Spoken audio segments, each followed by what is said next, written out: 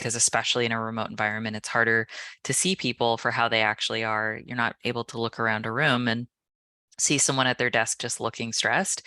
You have to take at face value the way that they're presenting on a Zoom call, the way that their Slack messages are coming across, whether or not you're seeing emojis in the mix. And there's all these little cues and signals that are easy to infer how things actually are, or miss that there is something that, needs to be resolved, and potentially some, bigger conversations that need to be had to make sure that people's well-being isn't put up on a shelf, to the detriment of them as a person. Yeah, let's dive into that a little bit more if we can. Mm-hmm. What are some more of those cues that you pick up on in this digitized work environment? Mm-hmm.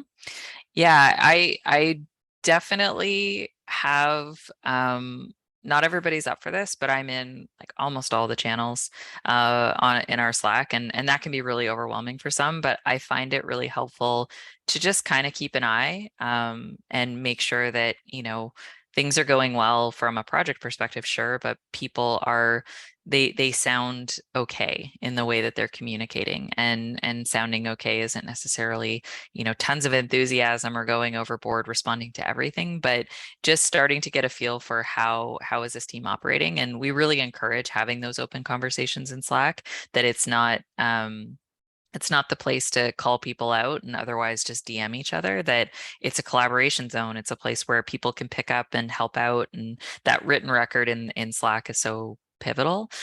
So just keeping an eye there, keeping an eye across multiple streams. And I've got regular check-ins with all of my direct reports.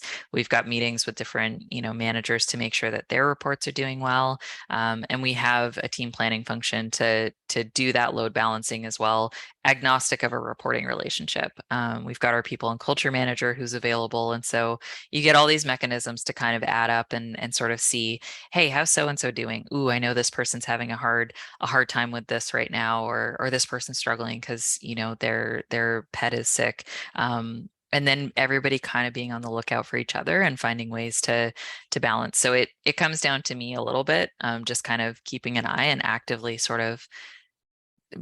passively, I guess, sort of just keeping an eye on what's going on, but then also making sure that I have the trust with other people that if they see someone struggling, that I'm a safe space, or people and culture managers a safe space to be like, maybe we should check in and see how they're doing, and that person isn't going to be penalized or opportunities taken away from them for being human.